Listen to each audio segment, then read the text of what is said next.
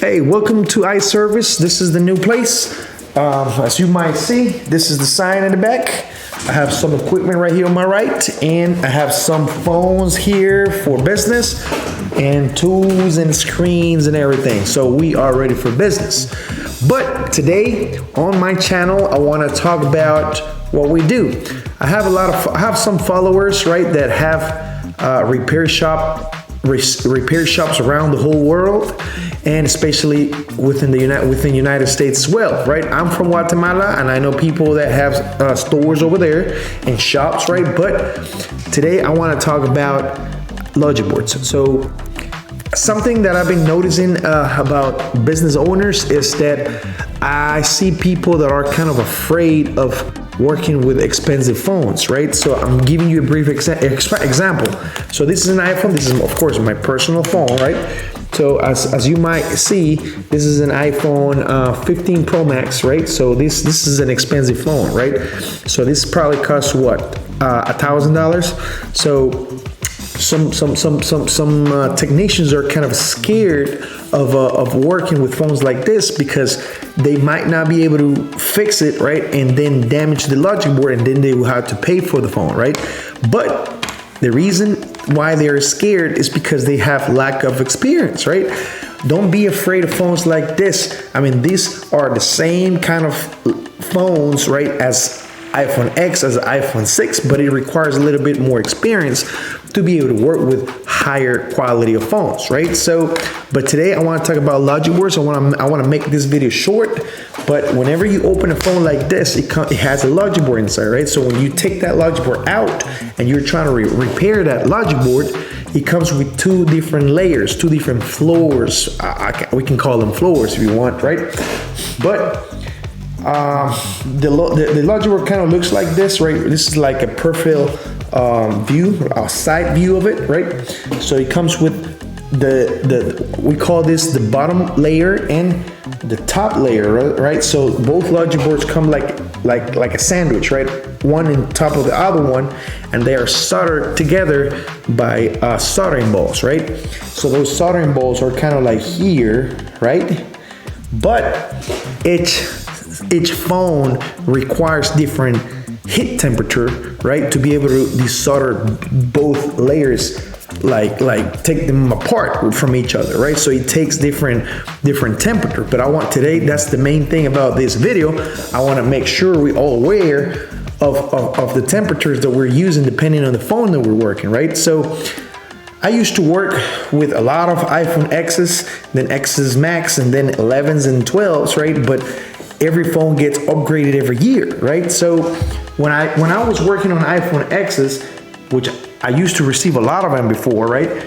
I was using a temperature of 200 degrees, right? 200 degrees to be able to desolder both layers, right? The bottom layer and the top layer of a phone, right? So for an iPhone X, I used to use 200 degrees, and then iPhone 13 requires a different temperature, right? iPhone 13 requires at least 210 degrees up to 220 degrees, right? To be able to desolder both logic boards out, like to be able to do this, you know what I'm saying? Separate both logic boards.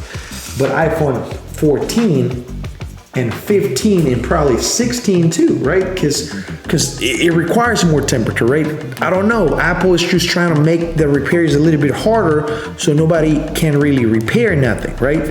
But of course, if you get more practice and you get more experience, you're going to be able to do it yourself, and then you're going to be able to make more money through your business. All right, so iPhone 14, 15, and 16 requires higher temperature even. So it requires at least 230 degrees and sometimes 240 degrees, right? But if you get to use 240 degrees, right, for this type of work, make sure when you hit that temperature, make sure you're really, really careful and you don't make too much movement on the logic board, because you're going to be affecting other circuits, right?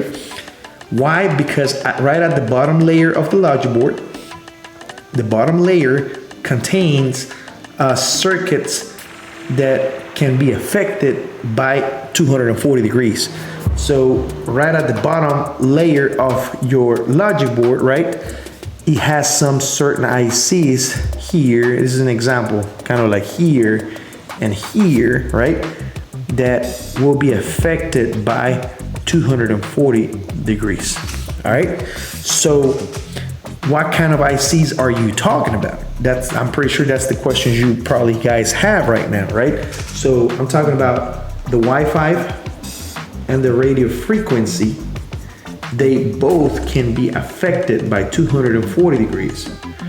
All right, so I'm telling you all this information so you guys don't affect the phone, because you might be able to take everything apart and with 240 degrees, but when you hold the gun and do it slow, right? Do it slow and be patient, right?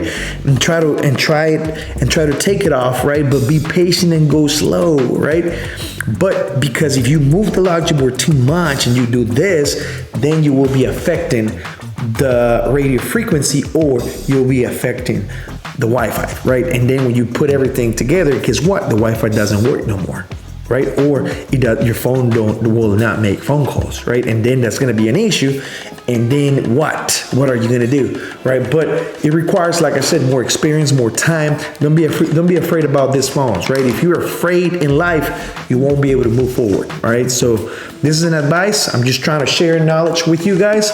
And if you guys have something to share with me, I will also be more than happy to learn from you guys, right? Because that's the main thing. I want to learn from you guys, and I want to teach whatever I know, okay? So I hope you have a blessed day, and thank you very much for watching, and subscribe to my YouTube channel, all right? Have a good one. Bye.